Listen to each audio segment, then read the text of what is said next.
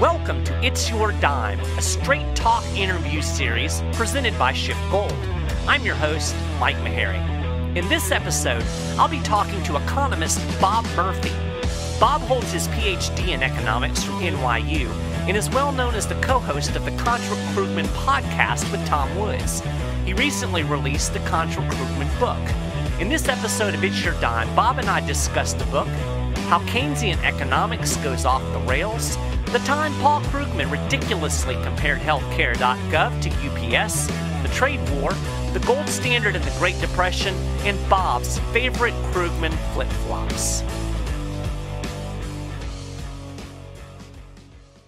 Well, thank you again for watching It's Your Dime. I'm here today with economist Bob Murphy and the author of the recently released book, Contra Krugman, the book. And we'll get into that a little bit. How you doing, Bob? Doing great, Mike. Thanks for having me. Well, I really appreciate you taking a little bit of time to chat. And what I'd like to do first is what I like to call, who are you and why are you on my show? So basically just give us a little bit of background on who Bob Murphy is, your pathway through the world of economics and what you're doing now. Sure. So in early high school, I got interested in libertarianism and free market economics. I was reading Milton Friedman, Thomas Sowell, Walter Williams. I somehow stumbled across Economics in One Lesson by Henry Hazlitt, and then he mentioned this guy Mises. So I got Mises' book Human Action, read that. I didn't fully understand it, but I did read that in high school and said, okay, this Austrian economics, that's for me, that's what I want to do. So I went to Hillsdale College where they had Mises' personal library as an econ major and specializing in Austrian economics. I went and got my PhD at NYU, again, for the Austrian connection. They had a fellowship there. Mises had taught at NYU. Israel Kirzner, Mario Rizzo were there at the time. I taught at Hillsdale for 3 years. Then I spent some time in the private sector in Nashville. And right now, my office behind me, I'm at the Free Market Institute at Texas Tech University, where, as the name suggests, we're a group of free market economists, many of whom are explicitly Austrian. I'm associated with the Mises Institute, some other free market think tank organizations. And I've just been, a lot of my career has been trying to publicize and explain economics to the broad public. And also I do a lot in terms of libertarian theory, like try to really push the limits of understanding how could a free society work. Well, I will vouch for you that you are excellent at explaining the complex economic principles to the layperson, because I've definitely learned a lot listening to you and more recently reading your book. It's interesting to me that you were kind of exposed to the Austrian school early on. It's not something that most people just fall into. It's not like you trip and hit Mises somewhere along the line. That's interesting that you were kind of in there from the beginning. Yeah, it's like I say, I think it was the beginning. In at least the edition that I had of Hazlitt's Economics in One Lesson, I'm pretty sure he dedicated it to Mises. And then there was something else that pushed me over the edge to actually, because it wasn't that made me go get Human Action. And it was funny at the time, bookstores didn't have it. So I had to call around. I think I called Hillsdale College and they had it in their college bookstore and they sent me a copy. So that's how I actually had to get that at the time. This was before Amazon was big and things like that. So yeah, reading Murray Rothbard was probably a big element of that made me, instead of just calling myself, a free market libertarian or something, I said, oh no, it's the Austrian school, that I really found Rothbard's work to be pretty persuasive. Right, that makes sense. It's impressive that you were reading Mises in high school. I was still reading baseball cards. That was about my death. But it's interesting because Economics in One Lesson was kind of my gateway into the world of free market economics. I studied a little bit of economics my first round through college. I was an accounting major, so I got a little bit of your basic 101 macro, micro kind of thing. But years later, I read Economics in One Lesson. It was interesting. I actually thought, this is interesting, because the classes were absolutely right. Well, it's funny you say that. It's plenty of times when I give a public lecture, people will come up to me afterwards and be like, oh, wow, I thought this was going to be really boring. This is nothing, this isn't at all like the economics I learned in college. So I would say that, yeah, the Austrian approach is not, all the supply, the marginal cost curves and things like that. that's not the Austrian way of doing economics. Right, exactly. We talked a little bit about that in the last episode of this interview series with Jeff Deist, and he kind of explained the difference in approaches and why the Austrian school is much more engaging for, I think, your average person. So here's something that I find really interesting about you, and I've heard this along the way. And I just kind of wanted to touch on it before we get into the meatier economic subjects. But I think it's really interesting that you have made it a personal, kind of a personal principle that you're not going to accept government money from the institution that you're working. So you've avoided that. I'm curious. Why did you decide to go in that direction, and how hard has it been for you to stick to that principle? Okay, sure. So yeah, it was just when I was at NYU in grad school, like, it was coming up, and I wanted to be a college professor, and so there were plenty of college, state schools, and even other places where there's a free market community, but the issue is my paycheck was going to come from the government, and so just to be clear, I am friends with people who teach at government schools. I had a debate with Walter Block. That might be how you even know about my stance on Tom Woods' show about this.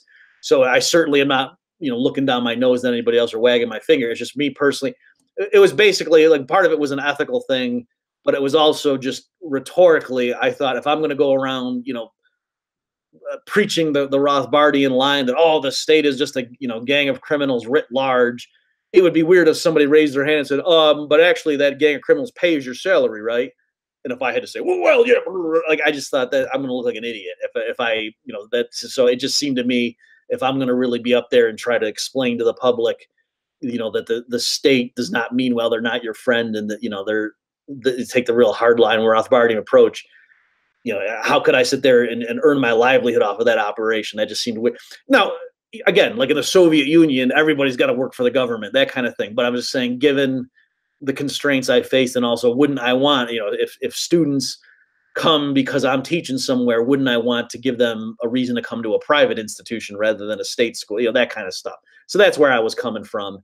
To answer your question, coming right out of grad school, it really was, there were places where I might have been able to teach, and just that they were state schools, and so I couldn't. So early on, that really did affect me. That I think it did limit my career choices.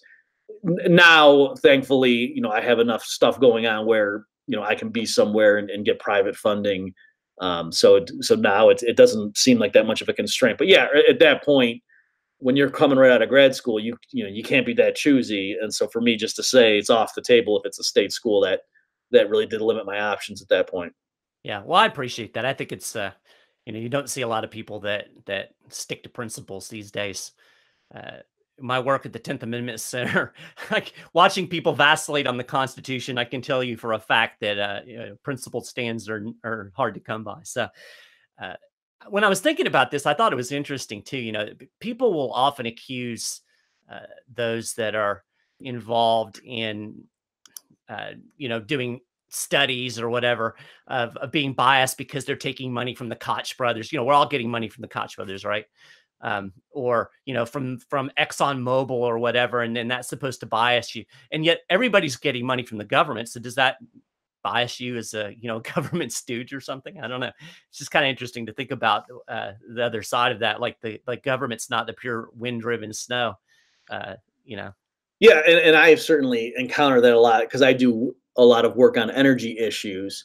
And so there, yeah, like I was one time, and so I'm very skeptical of government intervention in the energy markets in the name of fighting climate change. And so, yeah, I remember distinctly when I first got into that circuit, I and some colleagues were giving a talk. I think it was like at a local chamber of commerce or something.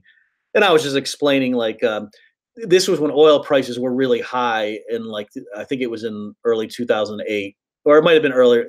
I'm getting my timeline mixed up, but it was a period where oil prices were unusually high, and people were calling for a windfall profits tax. And so I was just walking through the logic of, that's not a good idea. That's going to cripple investment, blah, blah, blah, that kind of stuff.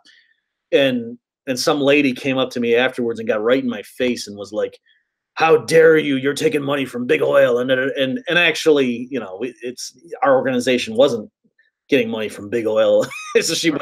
But I mean, it was, that was pretty unusual for me to like just have someone get in my face. And you're right that it's people who talk about, the consensus and the climate change. If some researcher is working for NASA or, working for some government organization, or they're getting funded by, the UN or something, that's considered to be pure science driven by nothing but the public interest. Whereas they do get, okay. So you're right. It's not that I am naive about the fact that, yes, if a corporation is funding research, they're probably going to, get the result that they want, kind of thing. But it's more that, as you say, this presumption that, if there's somebody who's working on a government grant, why wouldn't the government only be paying for research that it wants to see? So it's more, as you say, you want consistency. It's ultimately, obviously, if research is biased, well, then the critic should be able to point out the specific flaw. And that happened once when I testified before Congress. The senator who didn't like my testimony, and I was just saying purely factual stuff, like it was completely unimpeachable, because I just made sure on the front end that what I said was very. And the senator just got up there and just started talking about the funders for my organization. So to me, I was relieved, like, okay, good. It was bulletproof because their staffers looked at it and said, we can't touch this guy. Just go after his funding. So. Right. Yeah. Very typical. So let's talk a little economics. We all love to hate on the Keynesians. And I think the reference that we often see is the broken window fallacy. And Krugman famously suggested once that we should start a war with the aliens so that we could, boost aggregate demand.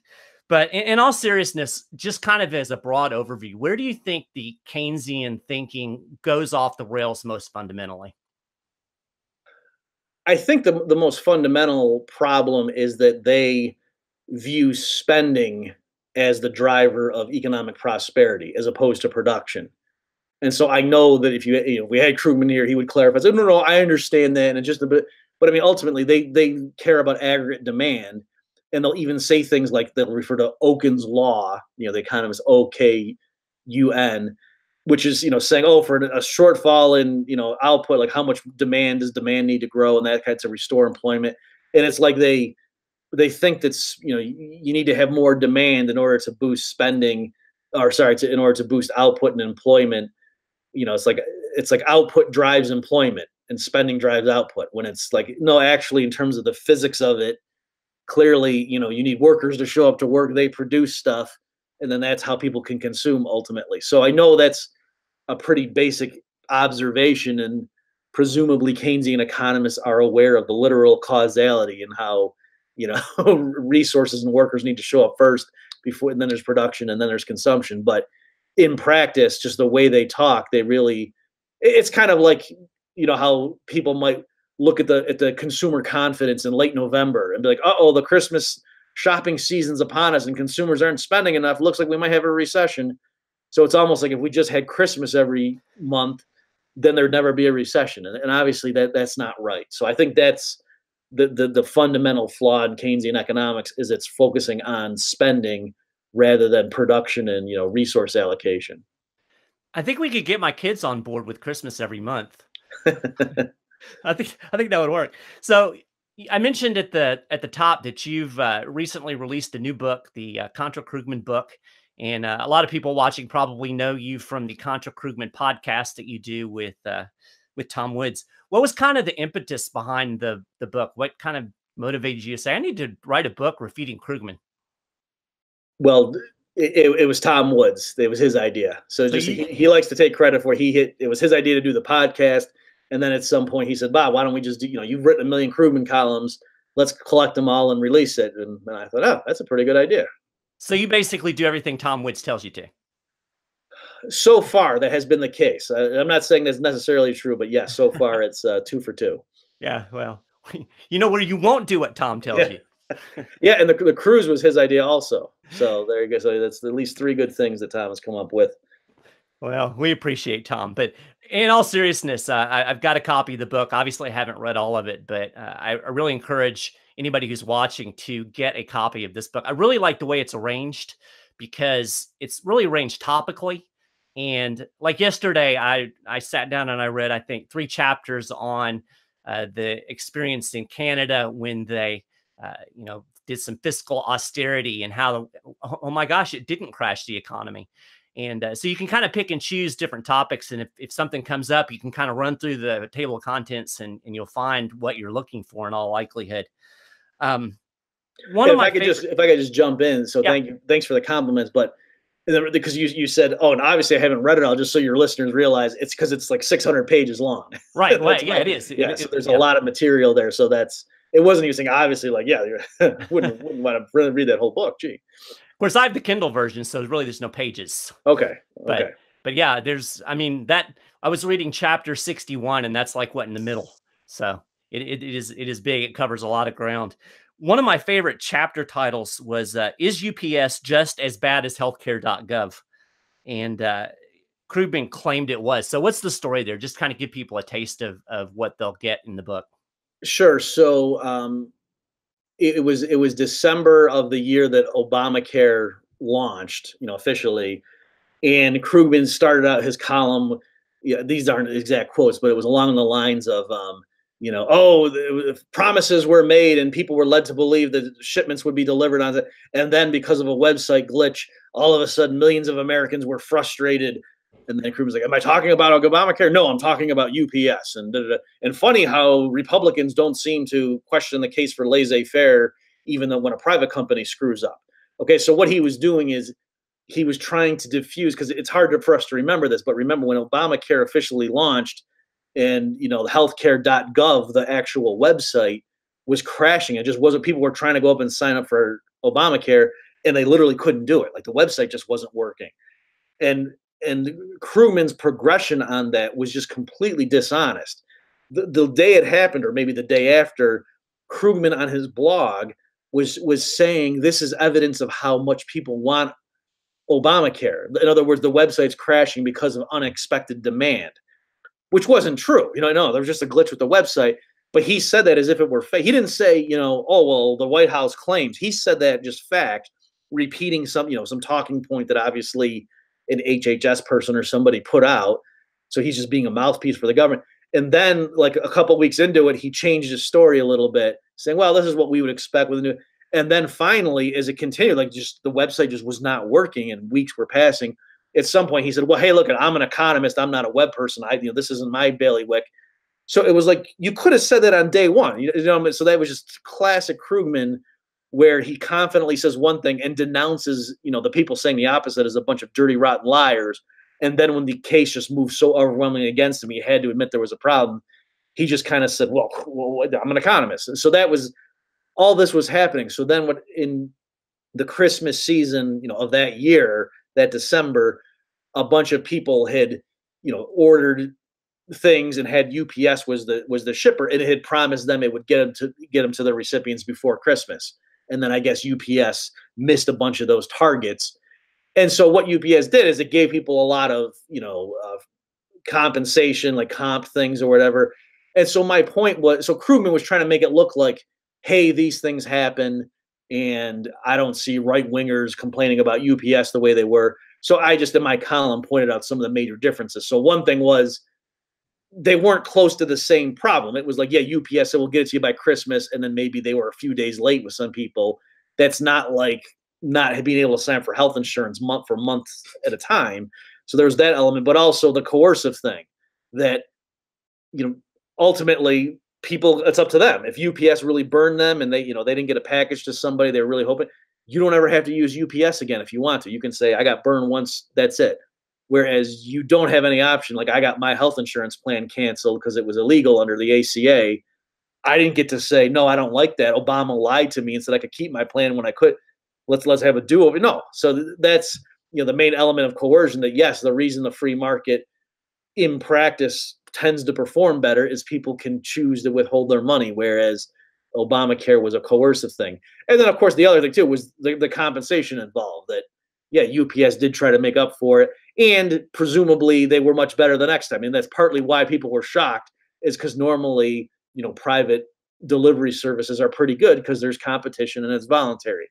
So if UPS were systematically as bureaucratic and bad as, the DMV or something, then they also would, they would go out of business. So those are just some of the things. But again, just showcasing the lengths to which Krugman would try to downplay when he had earlier, just with confidence, said how HealthCare.gov was going to be great in the first day it crashed.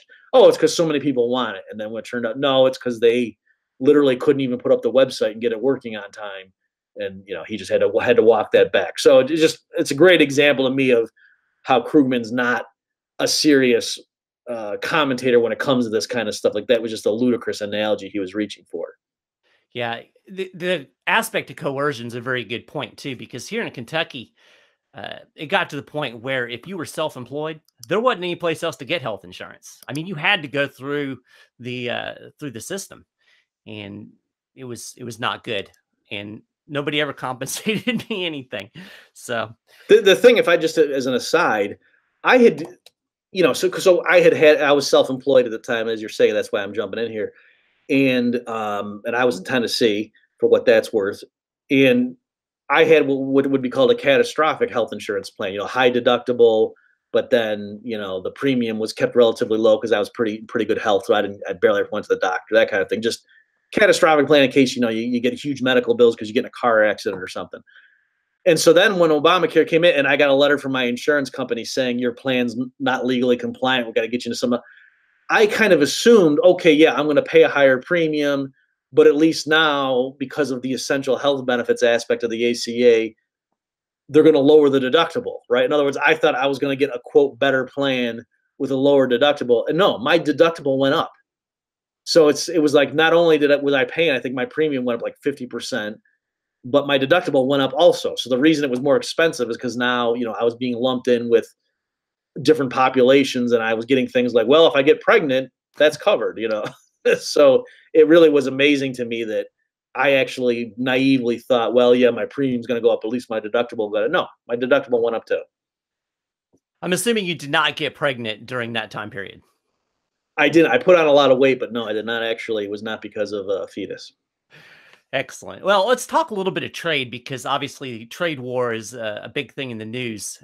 It seems like every day we're getting a new tariff, and then the Chinese retaliate with new tariffs. And I've heard you on a number of occasions talk about trade, and I think you do as good a job as anybody of breaking down the problem with the trade war and the fallacies of we're going to protect our industries and we're going to make things great here by imposing tariffs on Chinese goods. So can you give us just a quick run through? I think people will be really interested in just kind of a real quick overview of why is free trade good and why is this trade war not so good?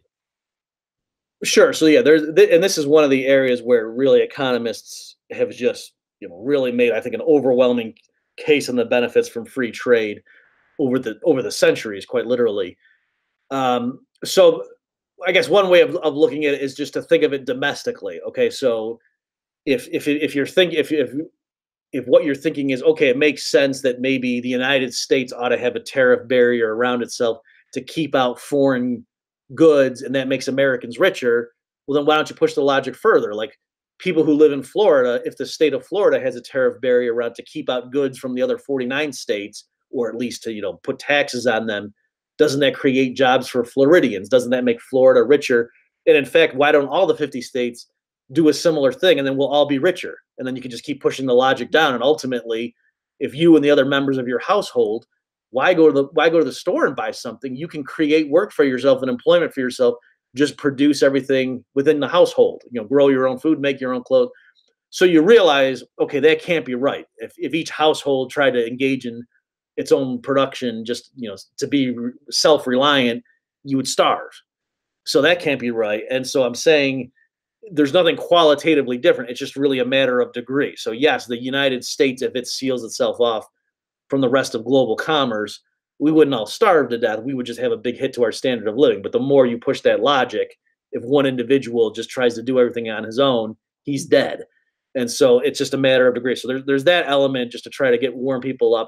Henry George had a great argument. He said, consider, I'm paraphrasing, he said, consider that when we're in wartime, what do we do to another country? Use our warships to surround them and try to prevent goods from getting in. That's what a naval blockade does. You try to prevent goods from outside getting into your opponent's land, and yet in peacetime, the opponent will do that to himself, right? Their own government will try to make it harder for outside goods to get in. So if you believed in protectionism, if you thought that was the way to make America great again, then if we're at war with Great Britain and they have warships around us and preventing goods from getting in, that should create jobs here and make us richer. When no, you realize the point of a blockade is you're hurting your opponent. Okay, so there's things like that. Ultimately, the fallacy is that you're not really creating employment once you let everything adjust. So yeah, if the government puts in a tariff on Japanese cars, let's say, that might expand employment in the Detroit factories or elsewhere in the U.S. where they're building cars with American workers. But then that means employment in industries that otherwise would have exported now shrinks. So like maybe wheat farmers now have to lay off people. Okay, so because ultimately, if Japan is selling us fewer cars, then they don't have as much foreign exchange with which to buy U.S. exports. So one way of thinking of it is the way that Japan pays for its imports from us is by exporting stuff to us.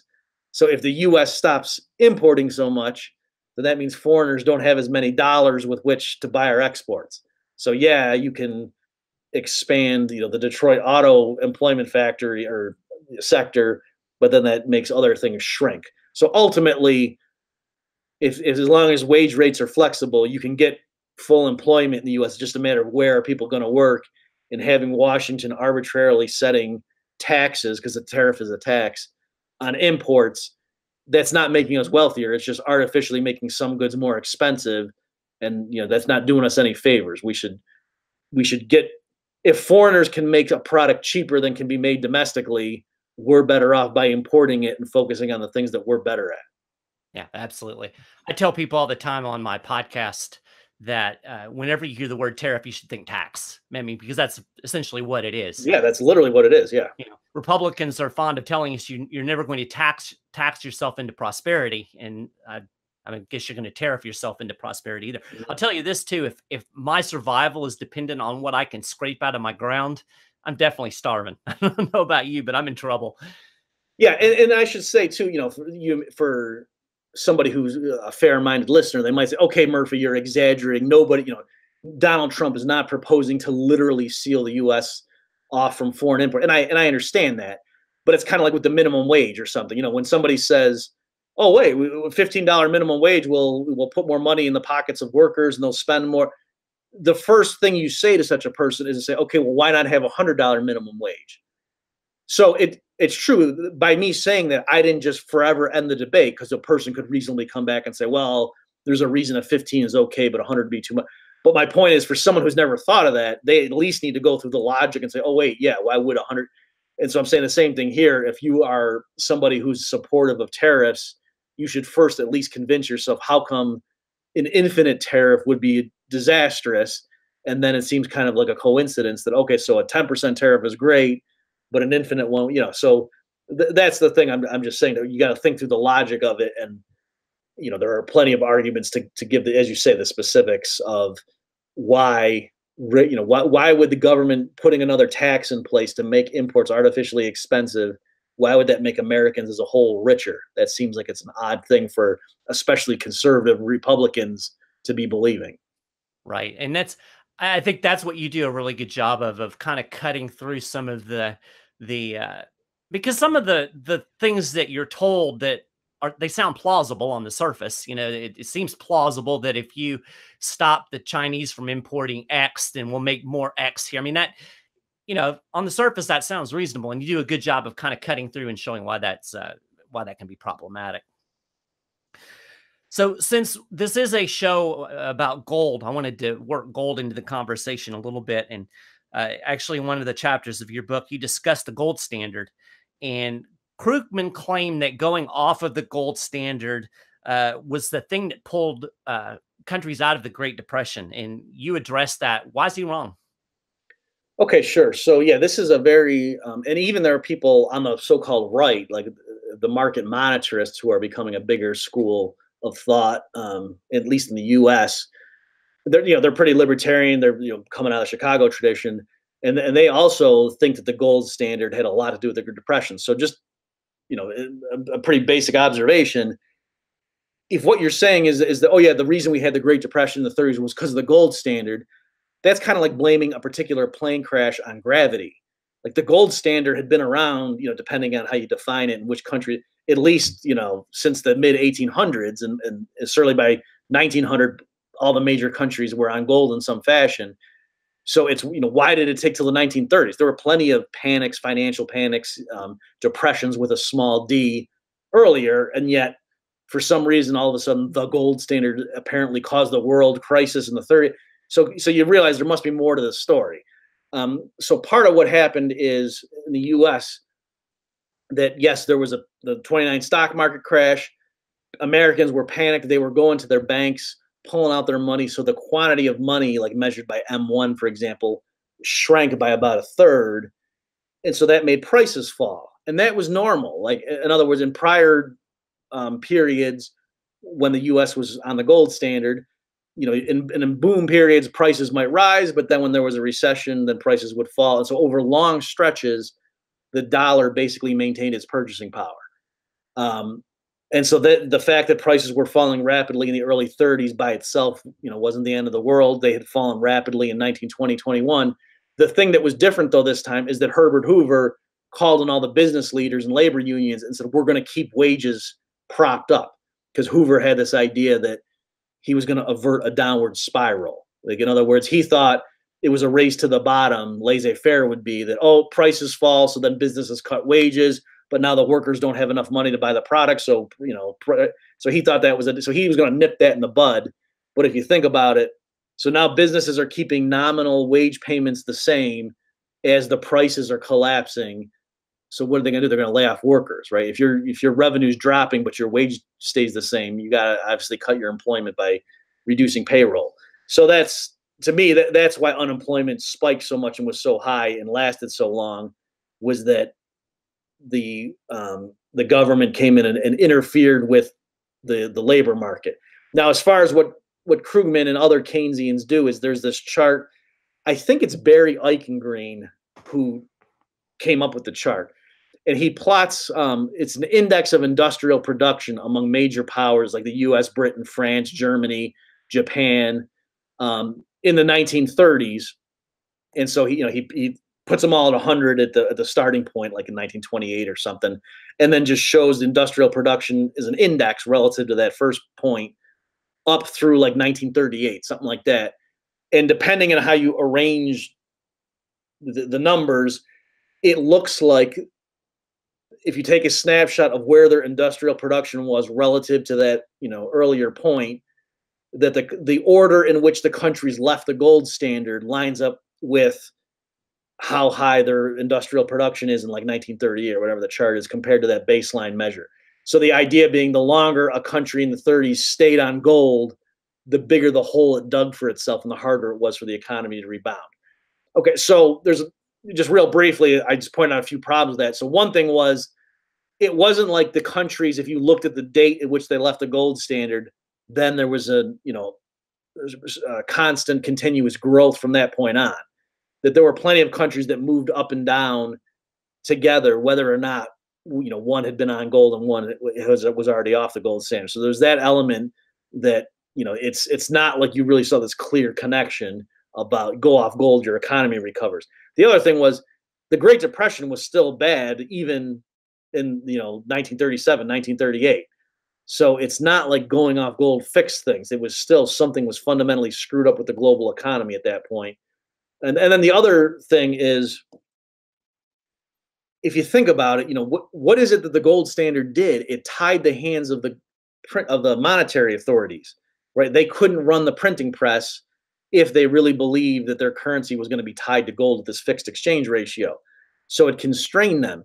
So in terms of this, if your economy's in a rut, particularly if the government is holding up prices, and then they all of a sudden say, you know what, you're allowed to run the printing press because we're going to abandon the peg to gold, that might give you a temporary short-term prosperity where you run the printing press and for a few years everybody feels richer, especially, like I said, if there's those constraints on wage rates. But obviously you're not really making your country richer by printing up money. And so that I think that's partly what happened was, yeah, you might get this, especially if you're just using like GDP or industrial output aggregate figures, you might get this apparent short-term burst, but you're obviously not really fundamentally promoting prosperity just by running the printing press. So I think all those factors were at play there, but clearly, again, just to say the gold standard caused the Great Depression is goofy because the gold standard had been in place long before. The thing that was different in the 30s wasn't that there was a gold standard in the beginning. The thing that was different was how interventionist all the governments and central banks were. Makes complete sense. All right, I've got one more economic question for you. And anybody who's listened to Contra Krugman, and if you're not listening to Contra Krugman, I don't know what's wrong with you.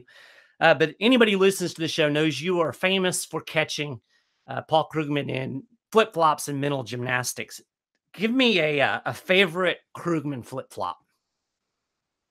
Okay, well, one that I talk about in the book is he was, the debate over fiscal austerity, right? And so I'll give you two quick ones.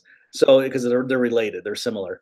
So after 2008, 2009, the Keynesians were pushing for fiscal stimulus, and then that didn't work. After a few years in government deficits and debt, kept getting bigger and bigger, a lot of more conservative people were saying, oh, we really need to cut spending because, we can't just keep running out the debt. And so that's what the so-called austerity measures were. And so Krugman was trying to warn people about how badly that would go. And so one contradiction he did is that in 2013, when the sequester was going to kick in, Krugman called it a fiscal doomsday device. That's the actual phrase he used, reminiscent of Dr. Strangelove, saying that's how bad this thing was going to be. And then he said in April of 2013, he said, some people like the market monetarists are saying that the Fed's QE expansionary monetary policy will offset the drag from Congress's fiscal austerity. Well, we're getting a good test of that right now, right? Because there was fiscal austerity, but the Fed was expanding. And it's not looking good for the market monetarists, right? So Krugman in April 2013 was saying this is a good test of whether the Fed can offset the budget cuts. And so far, it doesn't look good for these guys. Well, then that kind of blew up in his face. The 2013 ended up being a better economy according to the standard measures than people thought, such that by January of 2014, these market monetarists were saying, hey, Krugman, you said it was a good test and we won. So I guess we're right, huh? And he said, this is why, these market monitors claiming that 2013 was somehow a good test. You can't look at one country and one data point, right? So again, it's like literally the thing he said was a good test when he thought was winning, when it blew up in his face, he didn't say, I was wrong. He actually had the audacity to turn around and scoff at his opponents for saying it was a good test. When they weren't the ones who said it was a good test, he had said it when he thought he was going to win. So that's my, in terms of his hypocrisy, that's probably the best one.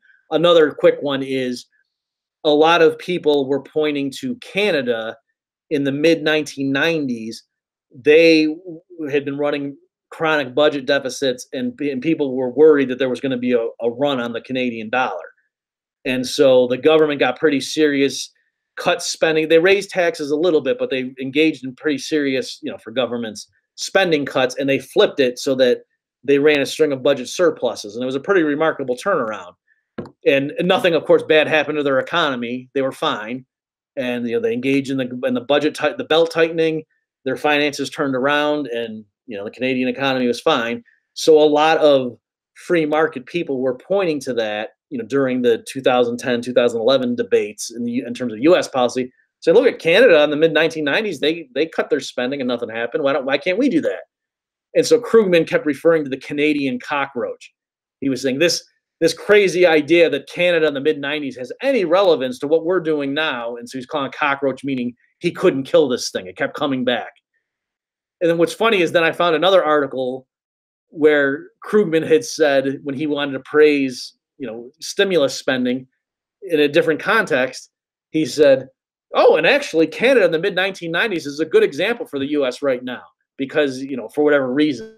So, it's not an outright contradiction, but it's like the elements of the Canadian experience that bolstered the case for stimulus spending. Krugman literally said Canada from the mid-1990s is a good example for us now But then when conservatives were saying, well, they cut their spending, so shouldn't we take lessons from that? And he was like just aghast. How could any idiot possibly think Canada in the mid-1990s is a good example for our current situation? So that's just another classic example. And again, I document all this stuff in the book. So what I get out of that is sometimes cockroaches are good. Right. That's apparently that's the way you could rescue it. So there's no contradiction. Exactly. So, and like I said, those were the chapters that I read last night, and you lay it all out. And I think people will really enjoy the book. I want to encourage people to pick it up. Like I said, if you're interested in economics at all, and it's not boring. I will say that it's well written. It's entertaining. I've got one more question for you. This is a non-economic question. This is probably the most important and fundamental question. It may be the most important question you're ever asked in your entire life. When you are typing on a computer, do you double space after each sentence? Oh, okay, good. So I used to, and then I stopped doing that. And the reason, and it's because I had grown up on a typewriter, and there, it's standard practice. And so I just carried that habit over. And then, so I think it was Gene Callahan. I was co-authoring an article, and we kept sending the draft back and forth, the Word document. And he, yelled at me and was like, "What are you doing? Stop, that's up." And he pointed me to some article that was saying, yes, historically it made sense in terms of visually, it was easier for the reader if you broke up a sentence with a double space. But now, in terms of word processing, there's no function for that anymore. And so that did push me, and so I stopped doing it. So yeah, I'm trying to, whatever your preferred answer is, I'm trying to, ride the fence. I used to, but then once I realized that, okay, yeah, the original rationale for that rule seems to have gone, I did flip over. You are a wonderful human being. As an editor who edits stuff for the web, it is the most frustrating thing in the world to have to go through. And thankfully on Word, you can do the find and replace, but it just drives me crazy. So, well, the other thing too that's annoying is I find with people who do have the double space, they're often not consistent with it. So I mean, I'll get all kinds of things where people will send me stuff that half the sentences have a double space and half don't. So that you're right there. If it's Word, at least you can do the search and replace. But yeah, so anyway. Yeah, Michael Bolton, Bob Murphy's talking to you. Well, to close out, this is your opportunity to tell everybody where they can find Bob Murphy. So whatever links or Twitters or whatever it is that you want to share with the viewers so that they can find you and buy your stuff and follow all things Bob Murphy. This is your opportunity. Okay, sure. Thanks. So the book that we've been discussing, if you go to ContraKrugmanBook.com, so Contra's with a C and Krugman's with a K, ContraKrugmanBook.com. That's the main site where we got the information on the book. The podcast I did, if people have liked our conversation, then they presumably would like the podcast I do with Tom. So that's ContraKrugman.com. Tom's a better co-host than I am, because Tom's actually an amateur economist and I'm just a journalist. So like if you're ranking it, you've got Bob economist and you've got Tom amateur economist and you've got me journalist. So definitely listen to Contra Krugman. Of course, you're more humble than Tom is, though. So maybe we got to take that into account. So yeah, I appreciate your remarks. And then on Twitter, I'm Bob Murphy Econ, if people want to follow me there. And my personal website is consultingbyrpm.com. All righty. Well, again, thank you for taking the time to share a little bit of your wisdom with us. Again, everybody check out the book, and you have a great evening. Hey, thanks for having me, Mike. It was a pleasure.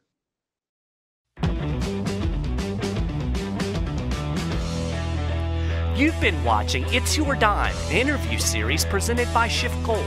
For more information on investing in gold and silver, talk to a SchiffGold precious metal specialist today at 1-888-GOLD-160. That's 1-888-465-3160. Or visit us on the web at SchiffGold.com. You can keep up with all of the latest precious metals news at SchiffGold.com/news, and tune in each week to the SchiffGold Friday Gold Wrap podcast. This is your host, Mike Maharrey. I appreciate you watching, and I'll talk to you again next time.